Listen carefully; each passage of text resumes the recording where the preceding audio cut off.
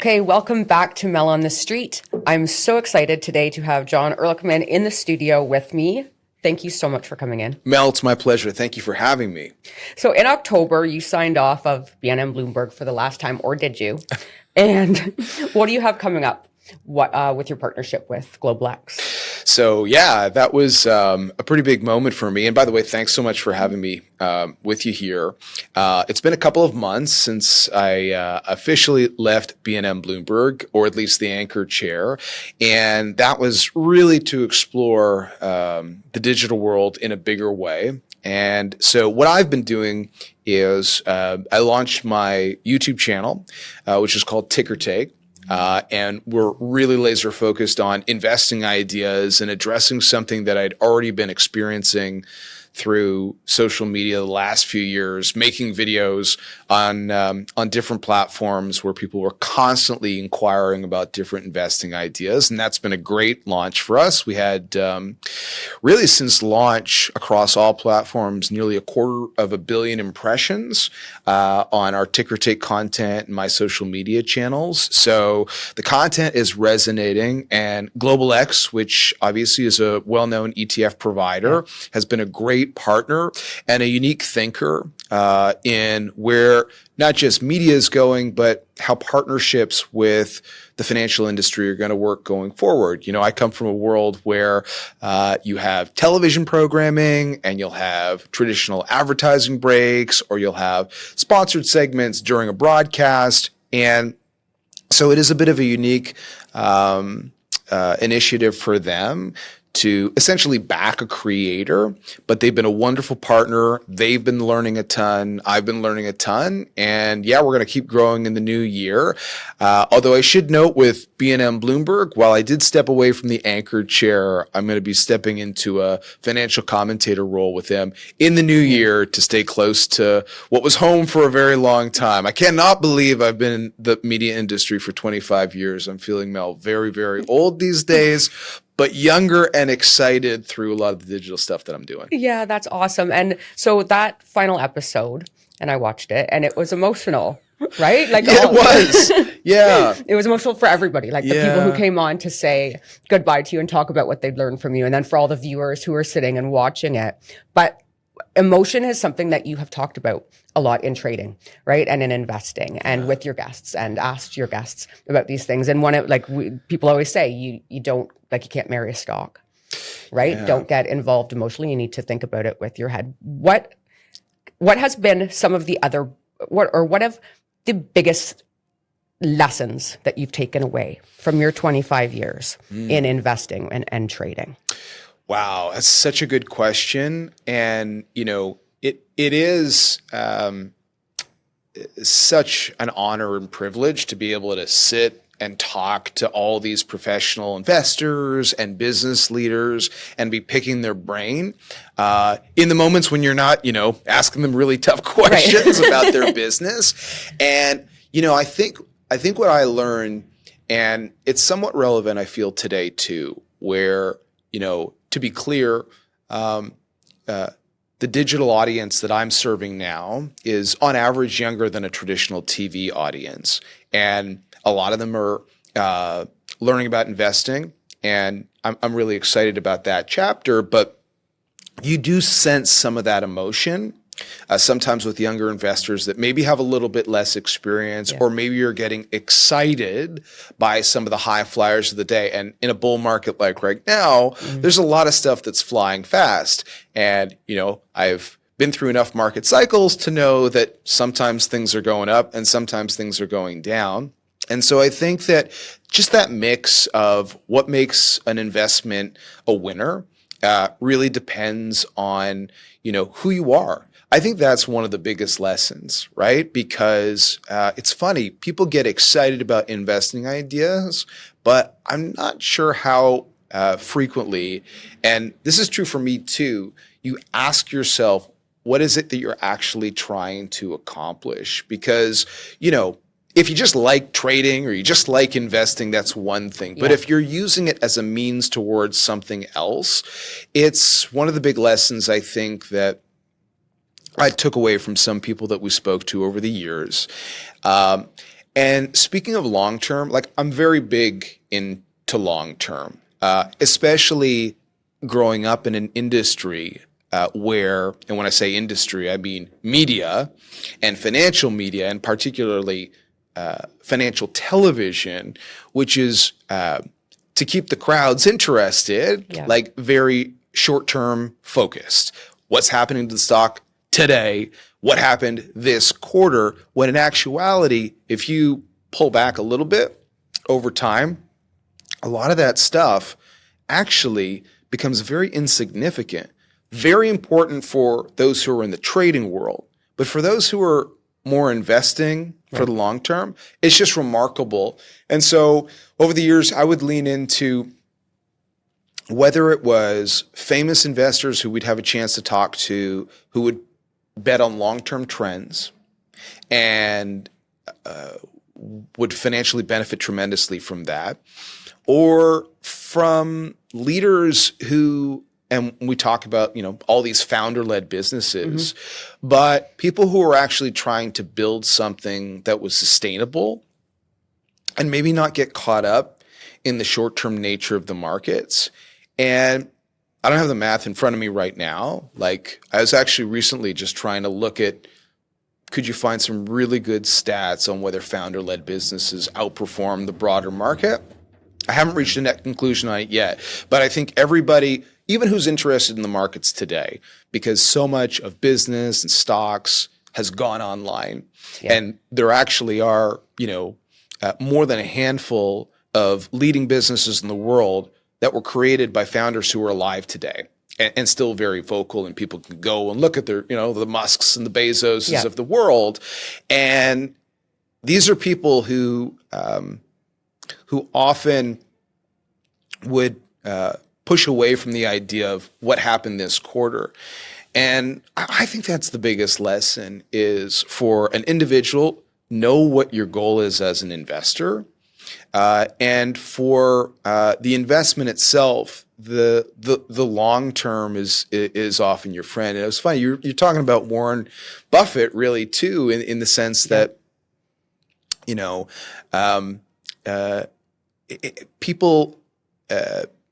people do get, it's hard not to get caught up in the investment story or the stock story.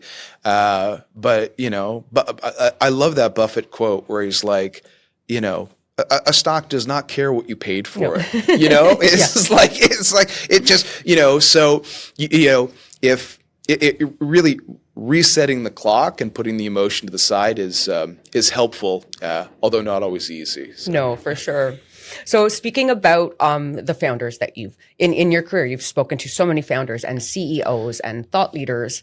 And one thing that you've been able to really excel at is getting through like the nonsense and trying to get to the truth of what's going on behind the scenes and in the companies. What advice could you give me when I'm doing interviews about that type of thing? How do you approach that? Well, first of all, you're awesome at what you do. So I don't know that you need advice. But I found that over time, when you keep doing the same thing over and over again, it allows you to get comfortable with it. So like in what we do, you have to get used to the noise of someone's coming in for an interview, and there's a lot that's happening behind the scenes. Yeah. And there are certain things that you have to, or you think that you should be asking someone about. And they might have some kind of agenda too, right? Because they want to put their best foot forward. So there's a lot going on.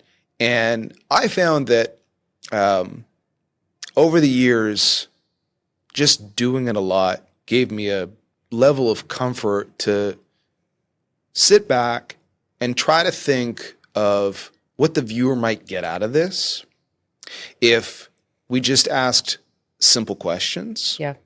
And if we just tried to make it a more human conversation. I mean, it's a conversation between humans, but again, in television, there's a lot going on. And so I found simple questions would help. And I found that for me too, to be honest, the the years and years of covering quarterly results and talking to leaders about quarterly results grew a bit tiresome. Mainly because I felt like if we're meant to be serving an audience that wants to learn about investing, if a very focused quarterly interview doesn't help them with a long-term perspective on a business, who is benefiting from this conversation? And so I felt pulling back was a helpful way to just listen more and try not to miss what someone might say in an interview. Yeah. That's definitely one. Listening more, asking a simpler question, and trying to ask questions that sort of paint a picture about where the business might be going. Because, look, Wall Street and Bay Street and the markets around the world, it's funny, like stocks are their own thing. They almost have an identity beyond the business or the people who are running it. And you have to appreciate that for sure. Yeah. I mean, heck, look at technical analysis, which is really just based on the charts and has zero to do with the individual who's running the company or the culture within the business. But I find those to be very important things, right? Because in our own lives, you know, whether it's the company we work for or the things we talk about if we're at a cocktail party, there are a lot of people-driven things. Oh, that person or my boss and right, all those things that actually do become important in how the team operates and then how the team executes. So if you're talking to an individual about that stuff, I'm always more interested in those, you know, what was the driving force behind this person either starting this business or becoming the leader of this business, and how are they getting from point A to point B, and maybe a little bit less focus on, you know, how you're going to get the earnings necessarily to increase 10 to 20% over the next year. I find it's easier to just dive into some of those anecdotal things that are sometimes less commonly disclosed in the financials, you know, which are already there for everybody to see. So how has content changed for you then over even not the last 25, but the last 5 years? And how do you see it continuing to evolve over the next year or two? So this is, for me, the most exciting point in my content creating career. And I think it is for all of us because, I mean, you have to understand, Mel, like, yes, I've been in television for 25 years, but I have embraced digital platforms for a long time as well. And I just feel like we're now at a moment where traditional media viewing habits are changing and more rapidly than they had before. Consumption of digital media continues to rise at a rapid rate. And so the line between these two worlds is increasingly blurring.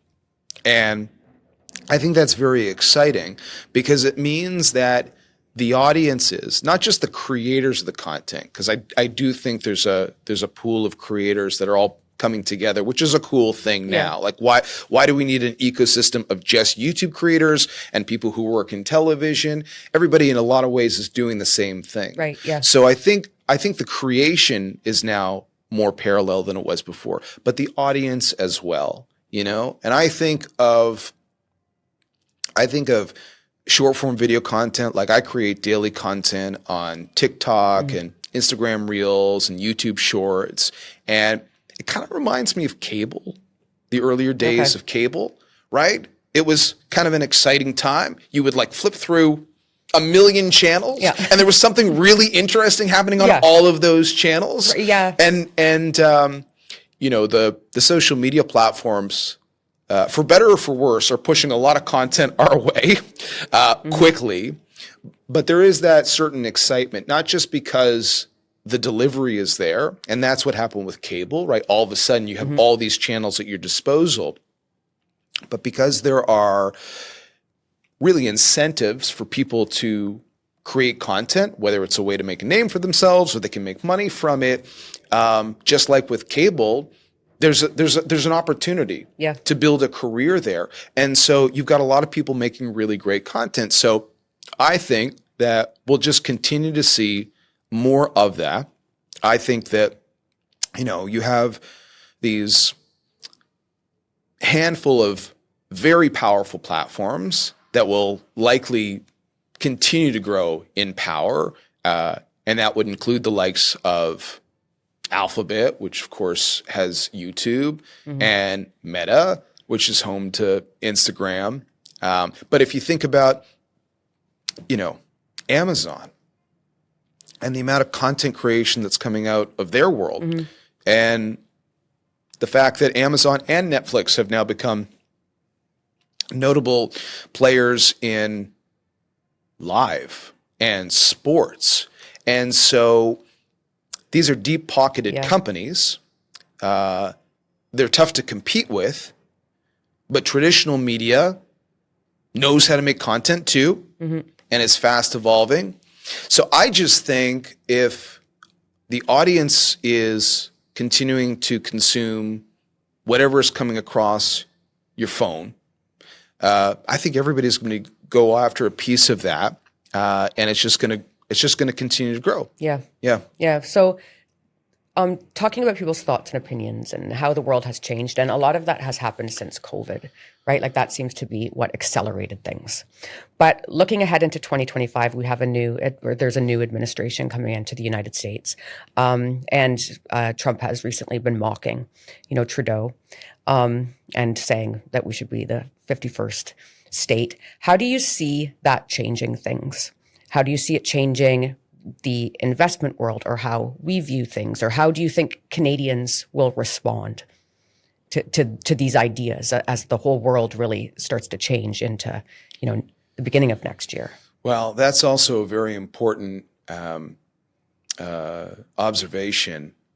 I think that if you take a look, just as an example, you take the former Twitter X, where in the lead up to the election, you would come across a lot of content that certainly would have suggested that Donald Trump would win the election. Right. Just opening the app, you would feel that way to a certain extent. That's debatable depending on your own experience, but it was my experience as a user of a platform like that. And I would make the argument that if you were watching more traditional media, you wouldn't necessarily have felt that way because we kept being told this election was a toss-up, right?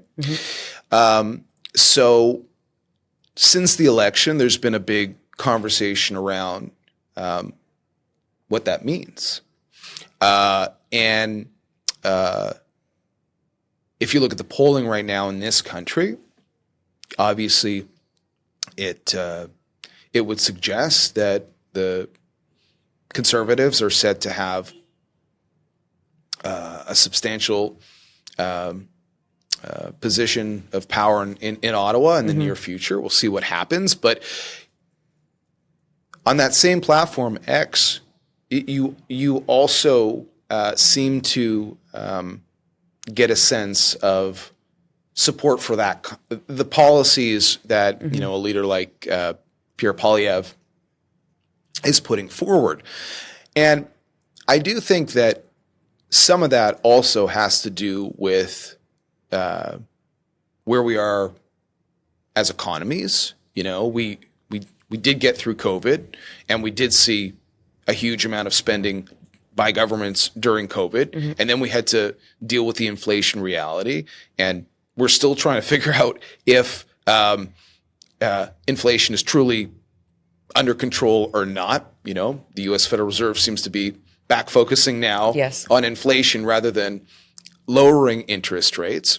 And so I think the issue of money and whether or not you have enough money and how you feel about where the economy is going has a big seat at the table. And so that's something that we'll have to continue to watch.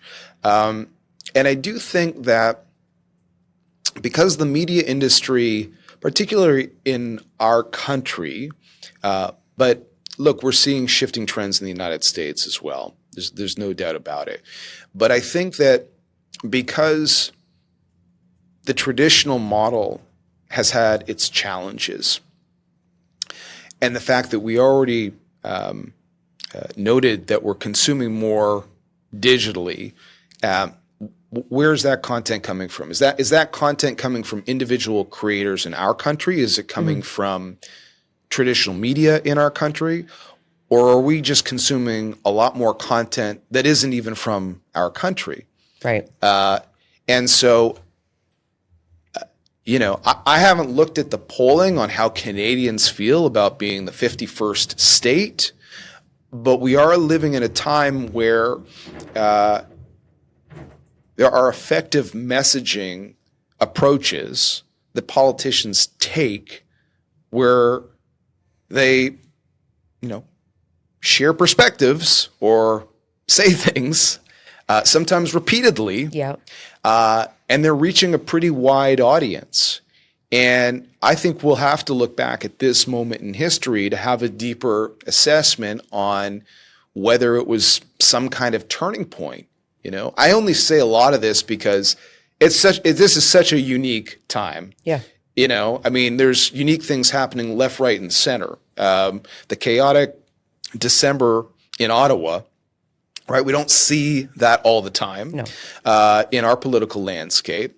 And what's happening in Washington, not to go back to Elon Musk, but going back to Elon Musk, working with the president-elect to, make an attempt to cut, $2 trillion worth of spending. Yeah. There's some very unusual developments that have had great traction because of where we all are now, because of where we're all consuming the content. So I think you're pulling the thread on a really important piece here, which we should be talking a lot more about in Canada. Because if, for me as a creator, I'm looking to reach audiences where increasingly they're going and where they're interested in learning about investing. But as a society, we're all going to the same pool as well. And whether we're all properly represented there, whether politicians or CEOs or business leaders, quite frankly, are thinking about how they are going to react or message in that world too. Yeah. This is, we could talk about this for hours. It's really sort of profound. Yeah, they're huge questions. Yeah. And I think about it in terms of COVID happened. Everybody had extra money. So people were investing in the stock market like crazy. And then there was more and more financial content being created. Now with the way the economy is going, people have far less money. Does that mean there's going to be less investing, less trading? And then will that bring the financial media sector, rein that sector in? Well, I guess it depends on which financial media we're talking about. Because, this is just my view, but in a digitally connected world, I feel like we all have more touch points, right? Like you don't have to see people physically as often as you might have in the past because you're connected through your phone. Yeah. Or maybe you've only had a digital relationship with, some of the people in your life, which is kind of a cool thing. But you also have these unique digital relationships with all the brands that are associated with your device. And then you're also sometimes investing in the companies as well. It's kind of, I feel as if we're gamifying life to a certain degree. Yeah. Right? Like look at the rise of sports gambling, where you're experiencing something, interacting on the content side, but also the content experience involves money and efforts to create financial gain. I do feel like if there's a whole generation that's growing up on that, how can they not treat the stock market the same way to a certain degree? Or, if there is a big dialogue on political issues online, and then there are big investing waves that have indirect or direct ties to the way people are feeling. I mean, how could there not be this sort of interconnectiveness between how people feel about where they are in society and their interest in something like Bitcoin? Right. So I just feel like even if people have less money or, less household savings than they did at the peak point after the pandemic, we're more connected than we were then. And I think the fact that we're in a bull market means that it's going to take a bear market or something worse for people to completely walk away. But as for financial media, I just think it's going to continue to evolve. And I know that from my own experience because you have really engaged audiences, like the interaction that I have on YouTube, on our Ticker Take YouTube channel, or on Instagram, or on TikTok, or on X. These are very robust dialogues that you're having with people, and it's just a different way of interacting with people too. And I just throw into the mix that as we evolve as a society and have more technology at our fingertips and quite literally have AI chatbots that can do lots of work for us, I think we just have to accept there are things that we don't need as much, right? Like if a calculator doesn't make you dumber, it just allows you to be more productive with your time. One has to ask the question, if you're like in the financial media business, what do you have to be delivering to the individual, right? Like you asked me earlier, like what did I enjoy about an interview with a CEO? It was to try to unearth something that maybe people hadn't thought about that might be really helpful in terms of your learnings.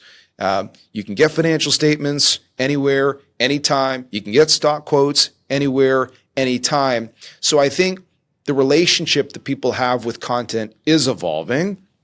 And I know firsthand because I experience it every day in the content that I create. And I mean, you're talking to somebody who sat at a TV news desk for many years and now sometimes dances in the street or does weird stuff in my content because it's fun to me. But also I'm looking to engage with people in a different way because their knowledge of this world is, at least 10x, 100x what it once was. People know this stuff more than they used to. And I would add, you asked me about Global X earlier. One of the reasons as I embarked on this new chapter of my career that I felt confident about it was because of the fact that you do have a lot of do-it-yourself investors. It's just that much easier for people to learn and get involved in the markets. And I'd still be the first person to say, if you're thinking about getting into the markets, talk to someone who's a professional, talk to an advisor, someone who has been doing this for years, because the ups are fun and the downs are not fun. But the entire industry has set itself up for the ability of the individual to become smarter about investing and to get involved in investing, which I actually think is terrific because nobody learns about investing in school. I don't know why. And so that's where we're at. I feel like people are consuming more of this content, not less, financial media content. It's just changing. And there's a lot about financial media that I think does still need to change, especially if at least a portion of the audience is taking more of a tribal approach. Because, I come from the traditional news world where, you're asking this tough question. Is that question serving the audience that is consuming the content? I think that is a really important question that people should ask themselves when they're making the content. Yeah. And you're really good at that, right? Because your content is often quick, right? Like those TikToks, but so informative and super engaging. Thank you. Just for the very last part Yeah. of talking to you, I want to do like some quick fire Okay. questions. Rapid fire. All right. Just based on all of your experience. So this is rapid fire. So my answers have been not rapid fire. They've been super long. So we're gonna do like really fast. You can still add some commentary. Okay. All right. For sure. So, but I have 5. Okay. Just 5. All right. Okay. So long term or short term investing? Oh, long term. Yeah. Always. It's just more rewarding, to build a thesis and to water it and let it grow. And that's a beautiful thing. And unless you really are, somebody who needs to take the money you make in the markets and go buy like a fancy car. Yeah. I'm not even a very good driver, as my wife knows, so that's not me. I like the idea of building your wealth over time. And as I was saying earlier, like who are you as an individual? Just feeling like you are secure in time. Yeah. I think that's a beautiful thing for people. And it's freedom, really. Yeah. And I feel that's something that's more skewed towards long term. So expanding on that, growth stocks or value stocks? I got to go growth stocks. Because, and you'll see this in some of my TikToks too, it's been really hard for value to find its groove. Now, I think that value always has a place in a portfolio. I truly do. And I admire investors who have been so diligent in reinvesting their money, in picking companies that are steady Eddie and discipline themselves and constant returners of capital to investors. It's an amazing thing. That being said, I do feel like the tech curve is out of control. And I think that some of the tensions that exist in our country today are unfortunately because we are not building enough businesses that will put us in a good position for the future. And the ones that are doing that are pretty big, right? Like, Yeah. People keep coming back to Shopify, and they should, but it would be nice to have more Shopify stories in our country. Yeah. Because the Shopify stories in the United States are what make the United States the United States. Mm-hmm. And, every time you pull out those long-term, I said long-term to number one, every time you start pulling out the long-term charts, and I do it all the time because I'm constantly looking for content to create, it is the growth companies that show exponential performance over the long term. So I'm going to go with the growth. Number 3, should people stick to what they know best or diversify widely? I would stick to what you know best, but I'd like to provide some context because obviously diversification is probably one of the most referenced suggestions that an investor should embrace in terms of their path. But, we were talking earlier about the value in trying to identify who you are and what you're trying to accomplish. And I think that actually, if you didn't pose that question to yourself and just embarked on some kind of diversification strategy without even knowing what you're diversifying into, it almost defeats the purpose. And I know you do this too, but like I look at all the research on diversification strategies and, is that the right way to go? Look, you need diversification. That's a no-brainer. But I do think that if you do understand, it's going to be a lot easier. And just as a starting point, trying to invest in what you know, I think that's a good thing. Because I would think that you would be able to, over time, diversify based on your understanding of what you know and don't know. Yeah. Or that was a tough one. I'm trying to toe the line here. I think I already know what you're going to say. Okay. To this next one. Okay. But should people reinvest dividends or use them as income? Well, I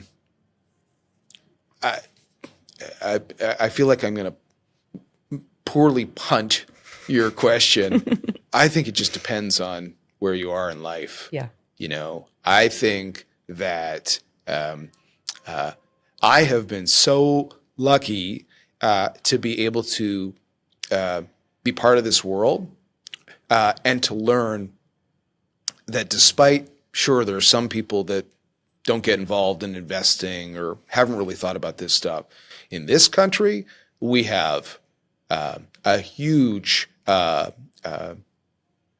number of really smart, savvy, focused investors. And some of those people at a point in their life where they are living off of their dividends. Mm-hmm. You know, we live in a time where as you get older, you know, it just can feel like the safety net is not enough, or there isn't one. I often think about my father-in-law, who has been an active investor in his retirement, and it's his actions that are creating the wealth late in life that he needs to live. Yeah. Right? So for him, dividends matter, right? In terms of, you know, paying your bills and the life expenses. But if you're younger, as I said earlier, I like the long-term game. And hey, I could find you a whole list of growth stocks that are also paying dividends, and it would benefit you greatly to be reinvesting those dividends over time as well. That's awesome. And the very last one, and this is kind of random, but I saw this story from 5 years ago, Mark Cuban's story, recirculating just this morning. So that's where the next rapid fire question comes from. And that I haven't been very rapid fire with my answers. I apologize. That's okay. Okay. Bitcoin or bananas? Oh. Like banana, like do you know, art? Do you know the story? Do you know the story? No, okay. I'm Mark thinking Cuban. of the banana with the duct tape. Too. Yeah. Which was purchased by a cryptocurrency billionaire. Yeah, but Justin Sun, and then he ate it. Right? Yeah, yes. But no, 5 years ago or so, Mark Cuban said that he would rather have bananas because at least you can eat them. Oh, okay. Right? So I mean, if the choice right now is Bitcoin or bananas, I guess I'm going to take Bitcoin. I do love bananas, though. Oh, my gosh. And one of my daughters, Quinn, absolutely, she loves bananas, too. Do you know what the number one thing Walmart sells is? Bananas. Bananas, is it? Yeah, they sell a lot of bananas. Well, they're always on sale there, too. Hey, that's right. I don't know if they're going to sell Bitcoin. Maybe they already do. Yeah. Maybe they'll accept it. There you go. And then for the bananas. Yeah. Touche. Thank you so much for joining me today. It's been awesome. Mel, likewise. Appreciate it. Thanks for the invite.